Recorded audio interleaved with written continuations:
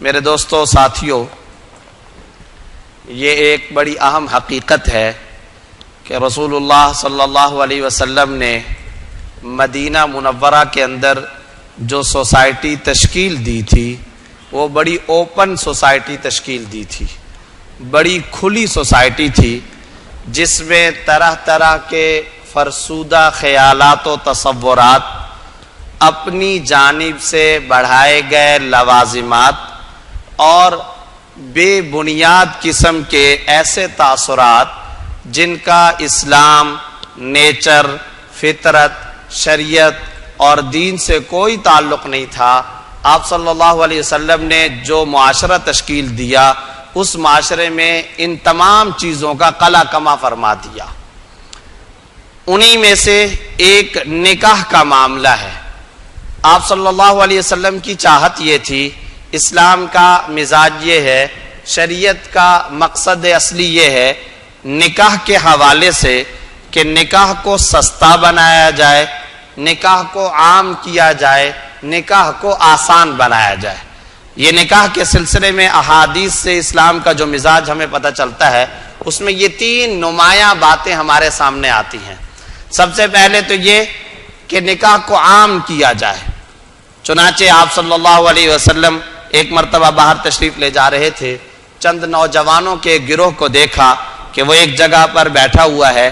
آپ صلی اللہ علیہ وسلم نے نوجوانوں کی اس جماعت کو مخاطب کرتے ہوئے فرمایا، یا معشر الشباب من یستطع منکم الباءۃ فلیتزوج، تم میں سے جو آدمی بھی نکاح کی صلاحیت اور استطاعت رکھتا ہے اسے چاہیے کہ وہ شادی کرے، اسے چاہیے کہ وہ نکاح کر لے۔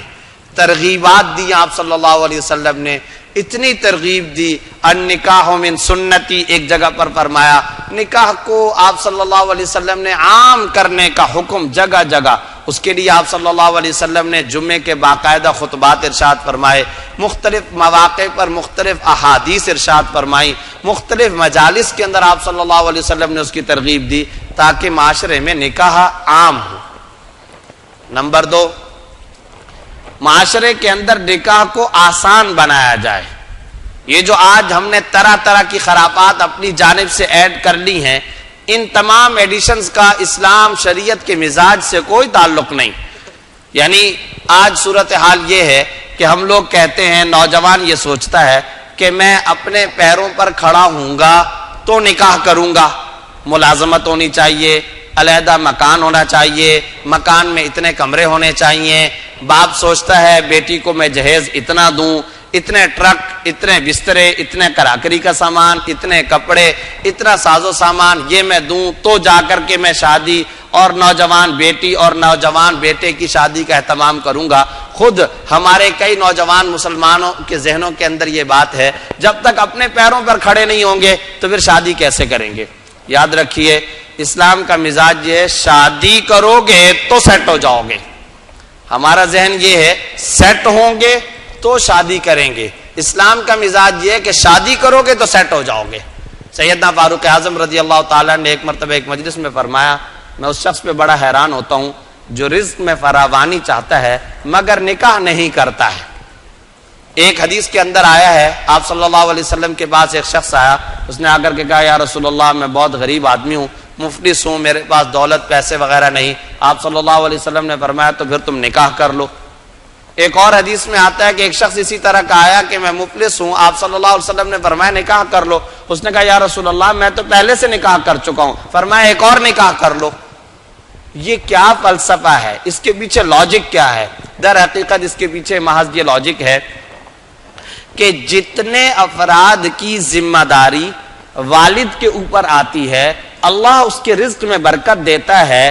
جو بیٹا جو بیٹی پیدا ہو کر کے گھر کے اندر آئے، وہ اپنا ماتھا، اپنا مقدر، اپنا نصیب، اپنا رزق ساتھ لے کر کے آتے ہیں۔ اور یہ یاد رکھنے کی بات ہے، یہ اسلام کا مزاج ہے۔ آپ اپنے گھر کے پانی کے ٹینک کو کب بھرتے ہیں؟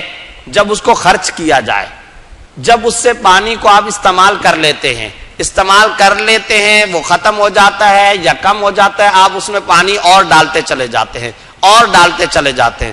اور آسان کرنے کے لیے ایک اور مثال، آپ اپنی والدہ اپنے گھر کے اندر جاتے ہیں تو ہمارا یہ نوجوان جب جا کر کے اپنے گھر میں والدہ کو کہتا ہے کہ روٹی دے دو، کھانا دے دو، سالن دے دو، تو والدہ جب ہنڈیا سے سالن نکال رہی ہوتی ہے تو وہ اس وقت نگاہ اٹھا کر کے منہ گھما کر کے دیکھتی ہے کہ اس وقت کتنے بیٹے کتنی بیٹیاں بیٹھی ہوئی ہیں، اگر ایک ہے تو پلیٹ میں اتنا ہی سالن وہ ڈال کر کے دے گی، اور اگر وہ دیکھتی ہے کہ دو بیٹے تین بھائی آپس میں بیٹھے ہوئے ہیں تو وہ پلیٹ میں سالن اور زیادہ ڈالتی ہے، 4 ہیں تو اور زیادہ ڈالے گی، اتنی روٹی دے گی اتنا سالن۔ بس یہی طرز عمل، یہی تصور اللہ تعالیٰ کے ہاں بھی ہے۔ جب آپ کے گھر کے اندر فیملی بڑھتی ہے، اولاد بڑھتی ہے، ایک اور کی ذمہ داری بھی آپ لے کر کے آئے، اب اللہ پاک اسی حساب سے رزق نیچے اتارا کریں گے، اب اللہ تعالیٰ کا دست سخاوت اور بڑھتا جائے گا، کشادہ ہوتا چلا جائے گا۔ پہلے تم اکیلے تھے اس حساب سے ملتا تھا،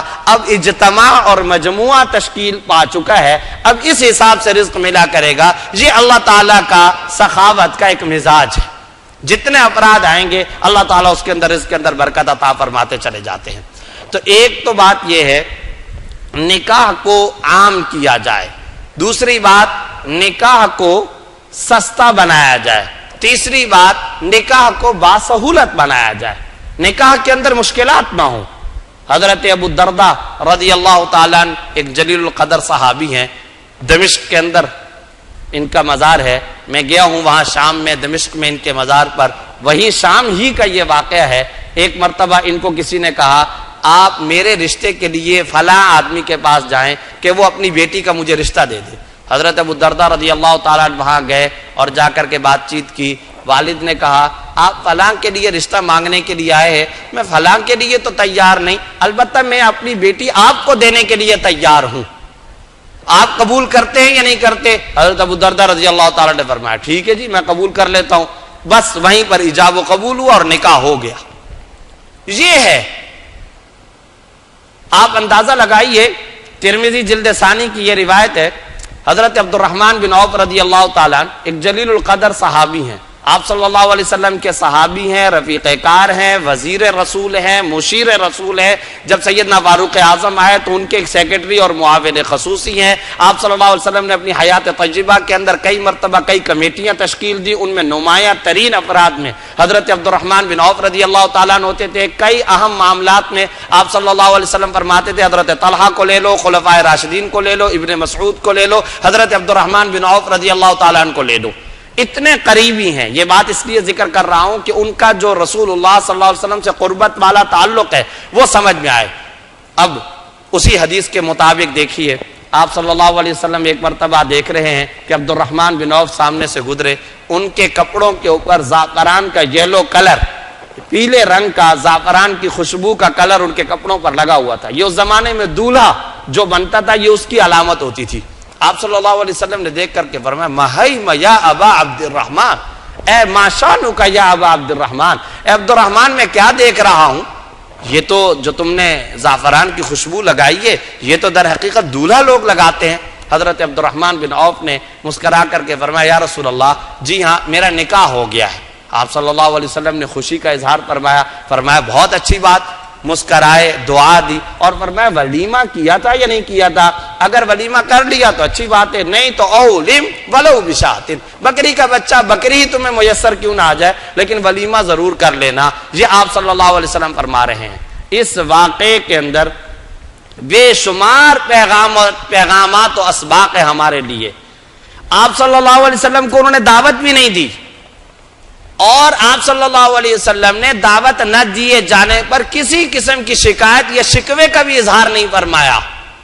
ذرا تصور کیجئے کہ ہمارے ہاں کیا ہوتا ہے، اس نے وہ نانا کے زمانے میں، دادا کے زمانے میں، وہ بزرگوں کے زمانے میں فلاں ٹائم پر ہمیں اپنی خوشی میں نہیں بلایا تھا، لہذا اب یہ نسل اس طرح سے چلے گی کہ ہم اپنے غم اور اپنی خوشی کے اندر ان کو نہیں بلائیں گے۔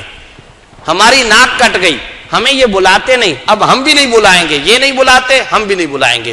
اور اسی پر خاندانوں میں تفریق، خاندانوں میں لڑائیاں، خاندانوں میں جھگڑے۔ یہاں آپ کیا دیکھ رہے ہیں؟ کیا عبد الرحمن بن عوف رضی اللہ عنہ کے لیے رسول اللہ صلی اللہ علیہ وسلم سے زیادہ کوئی محبوب ترین شخصیت دنیا میں ہو سکتی ہے؟ انہوں نے دعوت ہی نہیں دی، اور آپ صلی اللہ علیہ وسلم نے کسی شکوے کا اظہار بھی نہیں فرمایا جانبین سے. یہ یاد رکھیے عبد الرحمن بن عوف رضی اللہ تعالیٰ نے جو دعوت نہیں دی تھی یہ بھی در حقیقت ثمرہ تھا، صدقہ تھا، اثر تھا خود سرکار دو عالم صلی اللہ علیہ وسلم کی تربیت کا. آپ صلی اللہ علیہ وسلم نے تربیت اسی طرح سے فرمائی کہ بھائی نکاح کو سستا بناؤ، نکاح کو عام کرو، نکاح کو آسان بناؤ. یہ آپ صلی اللہ علیہ وسلم کا مزاج تھا. تو ہمارے ایک ساتھی ہیں بڑی اچھی بات کہتے ہیں، ارے یار نبی صلی اللہ علیہ وسلم کے زمانے میں مرنا بھی آسان تھا، خوشی بھی آسان تھی. وہاں پر تو نہ تو مرنے کے موقع پر اس طرح کی خرافات اور رسومات جو آج کل ہمارے زمانے میں رائج ہو چکی ہیں، اور نہ خوشی غمی شادی بیاہ وغیرہ کے موقع پر اس طرح کے تصورات اور لوازمات جو آج کل ہم نے اپنی جانب سے بڑھا لیے ہیں. یاد رکھیے جس معاشرے کے اندر نکاح ان تین چیزوں کے ساتھ متصف ہوتا ہے، یعنی سستا ہوتا ہے، آسان ہوتا ہے، عام ہوتا ہے، اس معاشرے کی فضاؤں کے اندر عفت، پاک دامنی اور طہارت کوٹ کوٹ کر کے بھری ہوئی ہوتی ہے. جس معاشرے کے اندر نکاح کو مشکل بنایا جاتا ہے وہاں فحاشی، زنا اور بدکاری کے دروازے چوپٹ کھل جاتے ہیں. اور اللہ بچائے آج ہمارے معاشروں کے اندر یہی کچھ ہو رہا ہے. نکاح کو مشکل بنا دیا گیا ہے اور نظروں کی چوری ہے. نوجوان کی عفت کی چادر تار تار ہو رہی ہے، اس کی حیا تار تار ہو رہی ہے، اس کی پاک دامنی پہ اعتراضات اٹھ رہے ہیں. اس پر ماں باپ کو، اہل معاشرہ کو، قبیلے اور برادری کے افراد کو کوئی اعتراض نہیں ہوتا. تو جس معاشرے میں نکاح کو آسان اور سستا بنایا جاتا ہے وہاں عفت اور پاک دامنی عام ہوتی ہے. جہاں نکاح کو مشکل بنایا جاتا ہے وہاں انسان کی، نوجوان بہن کی، نوجوان بھائی کی طہارت، پاکیزگی، عفت تار تار ہو جاتی ہے. اور آج وہی مناظر ہم اپنی آنکھوں سے دیکھ رہے ہیں. اس کے علاوہ نکاح ایک سنت ہے، ایک سنت ہے. آپ صلی اللہ علیہ وسلم نے کیا ارشاد فرمایا؟ النکاح من سنتی. یہ ایک سنت ہے. ایک سنت ادا کی جاتی ہے، 1000 فرضوں کو توڑا جاتا ہے. ایک سنت ادا کی جاتی ہے، 1000 فرضوں کو توڑا جاتا ہے. اور خرافات ہیں، رسومات ہیں. میں نے عرض کیا کہ آپ صلی اللہ علیہ وسلم نے اتنا آسان بنایا اور صحابہ کرام کس طریقے سے مناسب رشتہ مل گیا، شادی ہو گئی، بس خلاص. اس کے علاوہ اور کوئی بات نہیں. ہمارے ہاں ایک نہیں، دو نہیں، یہ حقیقت وہ ہے جس کا کوئی انکار نہیں کر سکے گا.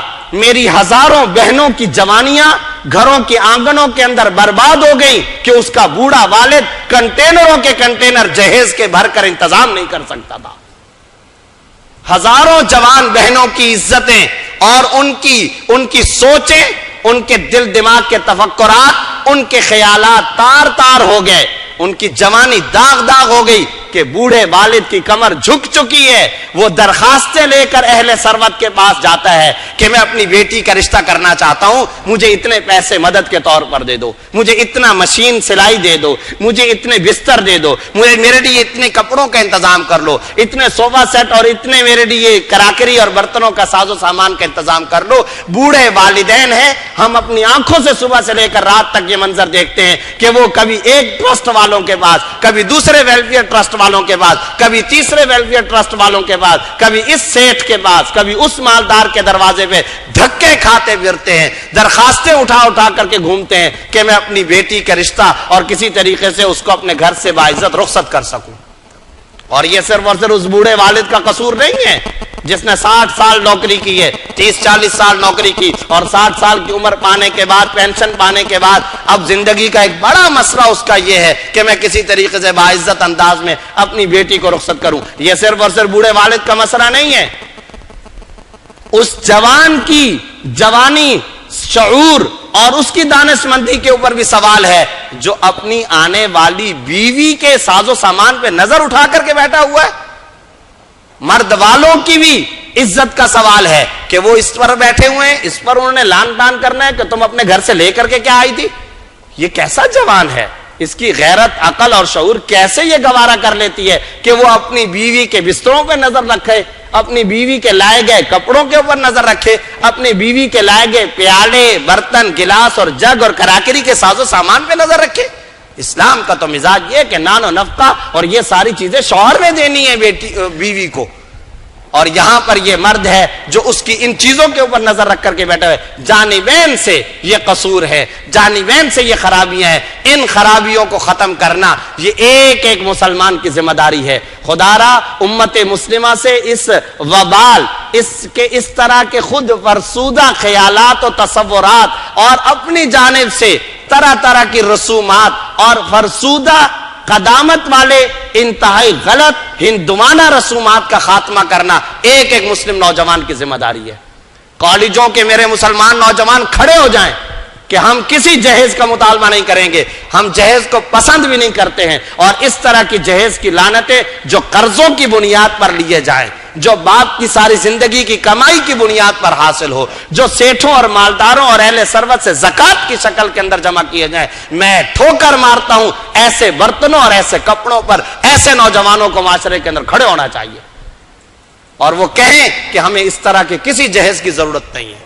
ہاں, اسلام اعتدال کا دین ہے. اگر والد کو اللہ نے ثروت, دولت, مال سے نوازا ہے, وہ رخصتی کے وقت میں اپنی بیٹی کو اعتدال کے ساتھ کوئی مال و دولت دینا چاہتا ہے, کوئی ساز و سامان نشانی کے طور پر دینا چاہتا ہے, جسے منع بھی نہیں کیا گیا. یہ کوئی ناجائز اور حرام بھی نہیں. جو چیز منع ہے وہ یہ کہ اس کی بنیاد پر رشتوں میں تاخیر ہو, اس کی بنیاد پر قرضے لیے جائیں, اس کی بنیاد پر درخواستیں اٹھائی لی جائیں, اس کی بنیاد پر نوجوان بہن کی جوانی اس کے گھر کے آنگن کے اندر ڈھل جائے, اس کی عمریں ختم ہو جائیں. شیخ مولانا عدنان یہاں بیٹھے ہوئے, پوچھئے ان سے صبح سے لے کر رات تک جو ٹیلی فون آتے ہیں, جو خطوط ہمارے پاس آتے ہیں, اس میں زیادہ تر جو لوگوں کے مسائل ہیں وہ یہ کہ مفتی صاحب, مولانا صاحب, امام صاحب, حضرت صاحب, بیٹی کے رشتے کے لیے دعا کر دیجئے کہ اس کا کسی طریقے سے رشتہ ہو جائے.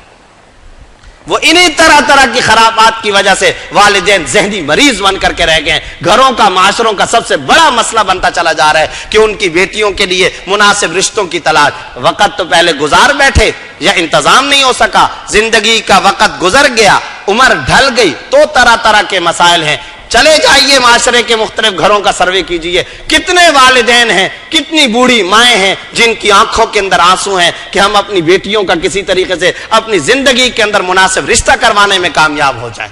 ان خرابات کو معاشرے سے ختم کرنے کی ضرورت ہے. اللہ تعالی ہمیں عمل کرنے کی توفیق عطا فرمائے.